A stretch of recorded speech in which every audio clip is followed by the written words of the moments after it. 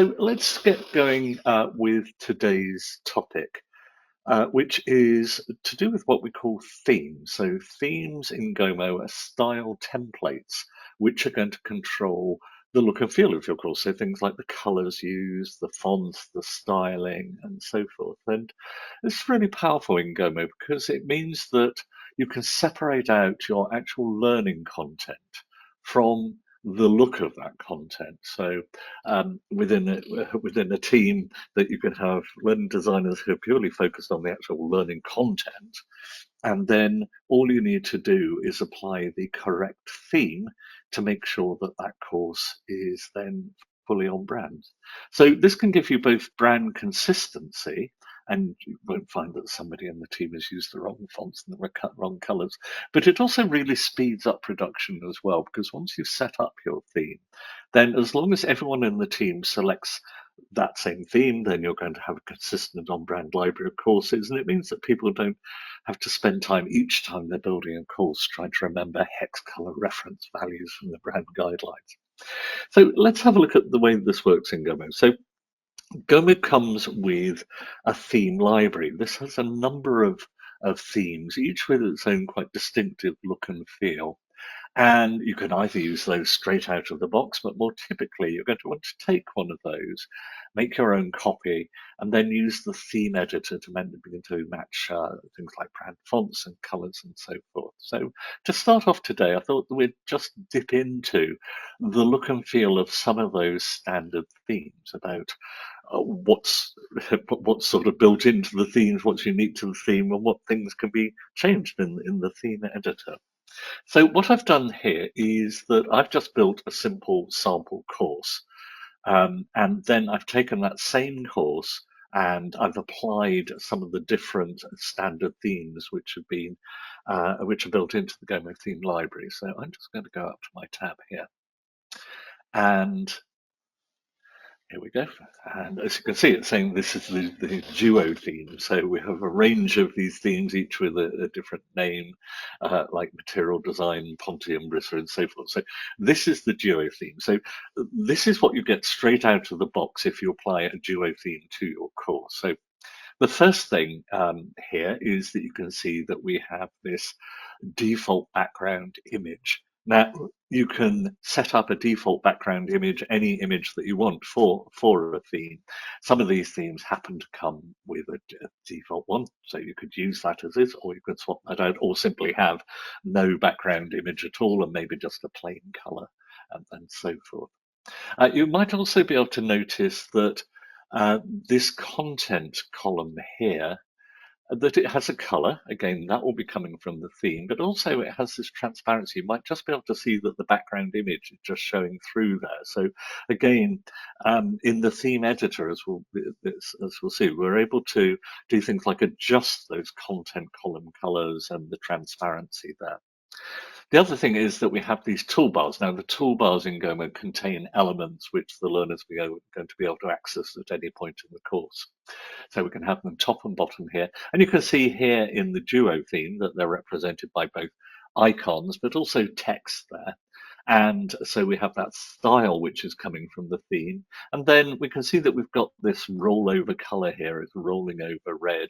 Again, that's coming from the theme, and we can use the theme editor to change that. I click on Start here. This takes me to the menu. So we have a number of menu buttons here, and this very much depends on the theme that you choose in terms of the styling. We can change the colors and so forth, but the actual style of these is really sort of hard baked into the theme. So in the case of the duo theme here, very quite distinctive here, have that line at the top, we have that rollover effect. And if I just go into one of these topics, again, here, what I've done is just to put in some content that shows the different styles, because in Gomo, those who are already Gomo users will know that when you're editing text, you don't select a font there. What you do is select a particular style, like heading 1, heading 2, body text, a bit like using a word processor like Google Docs or Word and so forth. And how that's going to appear will depend on how it's set up in the theme itself. So here are the default fonts here for the duo theme. from heading 1, heading 3, and so forth. Notice here we've also got these navigation buttons here. Again, the style of these is sort of baked into the theme. We can change the color, the rollover colors and so forth, but the style is baked in. So when you're thinking about what base theme you might want to start off with and make your own copy and edit, begin to think about things like the style of menu buttons, the style of the navigation buttons here. The other thing that, if I just go back there, that can change between the themes is the padding between the actual content blocks. Here we've got a 2, followed by 3, followed by 4-column layout, and this padding there can change between themes. Also, the look of the different elements, what we call assets in Gomo, the different interactions. This is an accordion in Duo. Has this quite nice little rotating chevron effect there. And the different styles of buttons in here that we can have, again, that's baked into the theme. And the way that different elements, like this is a film script, one of the many types we have to show a sequence of images with associated text. The look of this here in Duo, we have what looks like a third text, a 2/3 image, and we have the navigation buttons, top and bottom on the right-hand side. So that's sort of the look and feel of the Duo theme. Let's quickly jump into a few other of these themes, just so we can see how these look. So here we are. Here's the material design theme. Now, the important thing here, it might look very bright and garish to start, but bear in mind that you don't have to have this default background image, that you can swap that out or have no image at all. The important things are these other elements. So again, we have these icons in there. If we go into the menu, here you can see we have a very different style of menu buttons. We have a sort of essentially rectangular with a very slight rounding on the corners there. So if that's the kind of style that you want, then consider using material design. I just hop into here, we have the default fonts, and again the padding, and again actually very similar to the Duo, the accordion. And these are the stylings of the buttons, again quite rectangular buttons there. And again, fairly similar in the film strip. So let's have a look at some others here. This is the Vinti theme. Now, this has a very sort of distinctive look and feel, sort of very app-like feel here. So rather than having toolbars top and bottom, we actually have like these little almost floating toolbars here. Works particularly nicely on smartphone screen size. It automatically goes into a really neat sort of app-like view, making the most of your on-screen real estate. Again, the default image can be changed.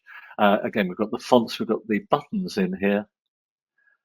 And again, very, very distinctive, again, the style of the menu buttons.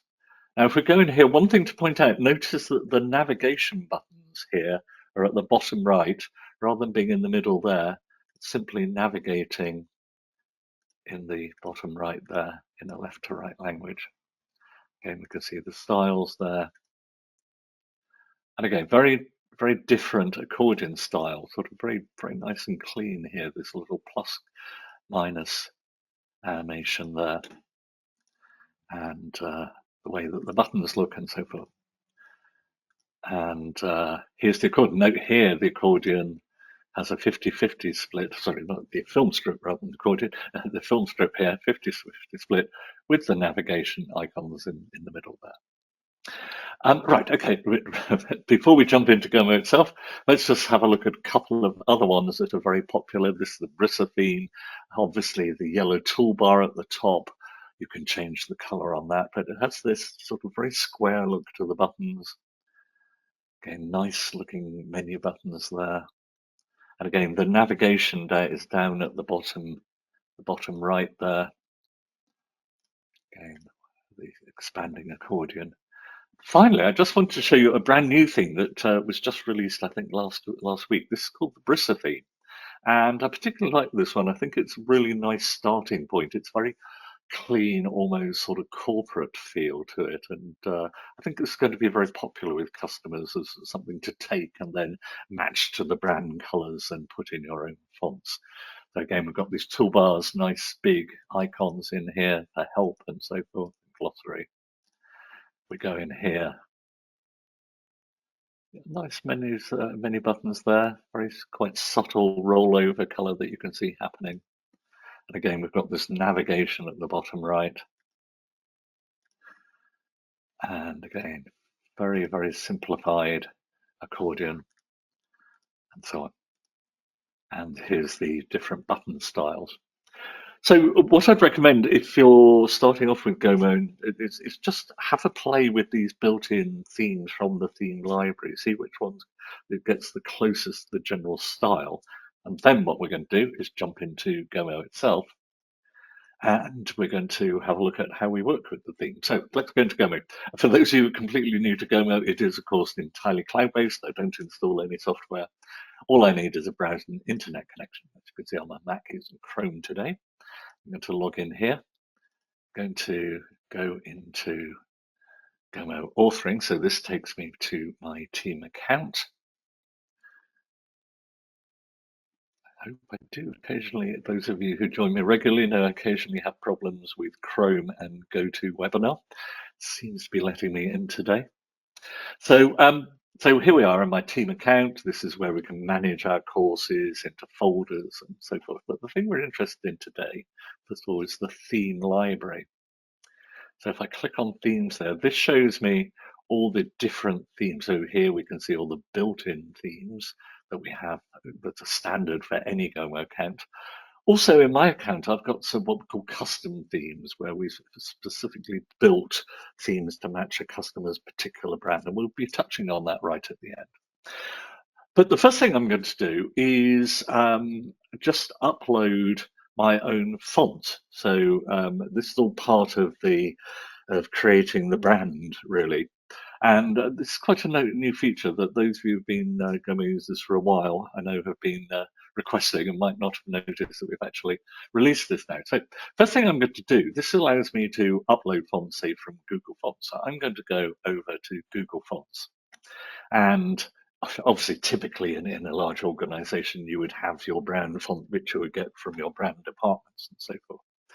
But here I can just go in and let's just find, here we go, Tilt Neon. So that's a non-standard font. So I'm going to go in here. I'm just going to say, go and get the font and download it. And again, the great thing about Google Fonts is that they are sort of freely available to use. Obviously, do check any copyright on any fonts that you intend to use. So what I'm going to do here is just, now I've downloaded it, we'll just bring this on screen. Okay, so this is what you get from Google Fonts. There's my TTF file that I'm going to use. So here we go. We just go back into Gomo. And all I do with the font is that I just upload it in the same way as I'd upload an image or audio and video in Gomo. So I go to my shared content folder. Here I've created one called Fonts. I mean, you can put it anywhere. Obviously, it just makes sense to create one called Fonts. So what I'm going to do here is just say Actions, Upload Files. And I'm going to drag that TTF format in there, Start Upload. So in putting that in there, that's now available for any theme. It will just appear, as we'll see, in the Gomo theme editor. So let's now go back to our theme library. Now, we can't edit these themes directly. They're sort of built-in themes. But what we can do is make our own copy. So what I can do is right mouse click. I'm going to say, well, I quite like that for New Ponte theme. It's just that the colors and fonts are wrong. I'm going to duplicate it. So I'll just call this webinar copy. And apologies, I think I can see that some questions are being asked here. Sharon, you're asking question here, apologies that I missed it there, is are you able to move the arrows to the center of the page on the theme, the navigation arrows? You can't actually change those currently in the theme editor. Those are some of the things that are hard baked into the theme. So I would recommend sort of looking at the different standard themes and finding one that gives you the things like the style and positioning of those navigation buttons. So if you like the sort of bottom right sort of navigation style, then have a look at things like the Ponte theme and the Brissa theme if you prefer them in the center. A lot of people start off with the duo or the tempo theme as being quite nice starting points. Here, and by the way, to everyone else, please do feel free to jump in and ask questions and comment as we go along, and I'll try and make sure this time that I monitor that question panel. So this is my own copy. So what happens now, if I click on that, it now takes me into the theme editor. Let's just have a walk through here about what can we change. So if I go to the global settings, the first thing that you're going to want to do is to begin to change the actual key colors. Now we've got the primary and secondary colors here. These are key colors which are going to be picked up by the different elements, by the different assets. So as the first step, here I'm going to go in and I can change the color. So if I'm going to change it to, I'm going to say that's our brand color. Now, of course, typically you would have a very specific brand reference color that I'm sure all of you have brand guidelines. And that's where you put in the reference values, either by RGB value or hex value. So what I'm going to do is just copy that hex value because I'm going to say that's my brand color, which I'm going to use later on. Maybe the secondary color is going to be just a lighter shade of that. And now this is where, if I wanted a default background image, then this is where I could select it in there. Or if here it's saying the default background color is white, I might want to change that to have a different, again, a color from maybe a secondary color from the brand guidelines there. We can also change the color of the content area. So where our assets are going to go here, it's all set to be at 100%. So for example, here, I'm going to select a background image. And here I might just select this one here. By the way, I have to apologize in advance. It's going to become very apparent that I'm not a graphic designer or a visual artist here. So the end results might not be visually stunning, but I hope it will give you an idea of the way the theme editor works. So I've chosen the background image, and now what I'm going to do is also now maybe just adjust the transparencies here so that the background's going to begin to show through. Now, the other thing here is this is where we can specify the fonts. So remember, we're working by these styles like heading 1, heading 2, and so forth. However, what I can now do, if I go in here, I can either select from the web safe list of fonts. This is what you see for any theme. But notice here, I've now got in my custom font list that Google font that I've just uploaded. So I'm going to choose that, say, for heading 1, and maybe I'm going to choose it for a different one, like Gucci hand for body text and so forth. And next thing, we can go to the buttons here. And again, here, the buttons, the first thing we're going to do is start matching colors. So I'm going to put in that brand color that I chose. And also we can do the next and back. So you'd go through this process of putting in your brand colors, and of course you can specify the fonts used on buttons and the colors and so forth. Also the navigation bar, so header and footer navigation bar. So again, this is where I'm going to apply that. We'll do the same here. So notice we can also be putting in logos as well into the header, so again, to keep it on brand. So that's the process that you go through in the theme editor. Lots of things that you can change. Now let's have a look at how we actually apply that to a course. So I'm going to go into here and let's just quickly build a new course. So the way that themes work is that either when I build a course or later on, I can apply a theme. And the great thing about that is it means that you can just get on with building your content and using one of the standard themes. And then maybe somebody in your team is more of a visual designer, they can go ahead and then create that copy of the theme. And then when you're ready, you just switch the theme to that new theme and you don't have to go through all of your content, changing screen by screen and text by text there. It will just take care of that for us. So I'm going to build single language course. Don't forget Gomo has great capabilities for building multi-language courses as well. Now, this is the important step when I'm building a course. This is where I can specify that this Ponte variation is going to be the one I want. I'm going to take the defaults for the structure. Obviously, we've got topics as our building blocks in here. Again, we won't go into that now. I'm just going to say create. So it's going to look at all those decisions about the topics and the elements, but most importantly here, it's going to look at the theme that I've chosen and the theme settings. And it's going to apply that to it.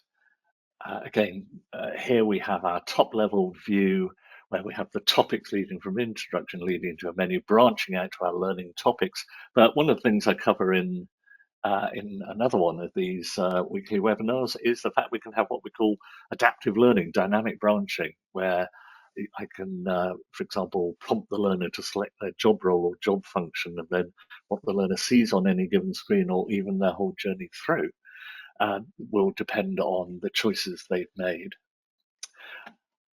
Okay, it's given me these little thumbnails. So this is the way thumbnails work. It's just applying the theme to the first screen in each topic, just to give us a sense of what it will look like. And what we can do here is select Action Preview.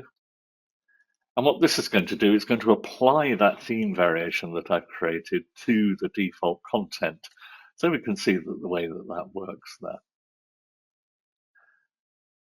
Okay, here we go. Now, I did warn you that I'm not a visual designer, but this does show you the extent to, in this case, how you can ruin a really nice theme. So obviously here it's picked up that purple color that I've decided with our brand color. Notice here we've got default background image. We've got a slight transparency on the content there and on the content columns. And it's put in this font as our body text and that font that I uploaded from Google Fonts as our heading. And it's also picking up here that purple on the buttons and on the navigation there. If I go into here, again, we can see that we've got the fonts and we've got the colors in the navigation. And oh, Sharon, you have another question. Is there a way to remove that white large box behind the company logo? Oh, okay. So let's just refresh this, and we'll just have a look at that. Well, this box here, yeah, that's to do with the theme settings. So let's have a look at how we change these. So this is how we can go through an iterative process. Now, you could either choose to change the theme by going back to the theme library and edit it there, and any changes you then make would immediately apply to any theme that's using, any course that's using that theme. Or in this case, we can actually go and just change it for a particular course. So this is just going to apply changes to this particular course here. It won't affect any other course that is using this theme. So here, what I could do is just begin to change the screen contents here.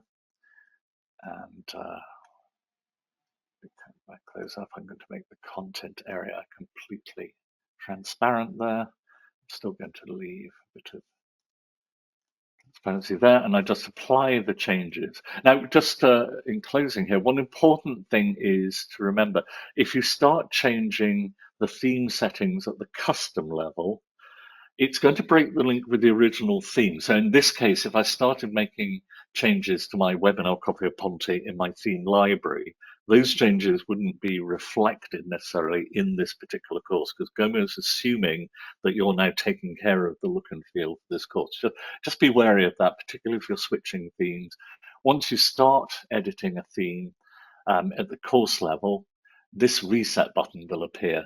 That's your sort of like get out of jail free card. If you've made changes and you think, no, I just want to get back to the original theme that I chose, just click a reset and that will remove the custom level settings. So finally, let's just have a look there. So I've now made changes, and Sharon, I hope that this is going to give us what we need. Okay, so here we go here. Now that's removed the big box, so you can see that that's because I removed or rather I made the content area 0% opacity, so 100% transparent. I still had a color on the content area with a slight transparency, which is why we can see that behind there. So there's lots that you can play with the theme editor. So I would urge you to just experiment.